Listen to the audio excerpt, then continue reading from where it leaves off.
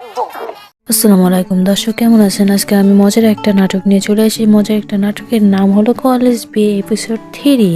আপনারা যারা কলেজ বিয়ে এপিসোড 3 নাটকটি না দেখে থাকেন অবশ্যই দেখে নিন, আর যারা দেখেছেন তারা অবশ্যই আমাকে কমেন্ট করে জানান যে কেমন লেগেছে।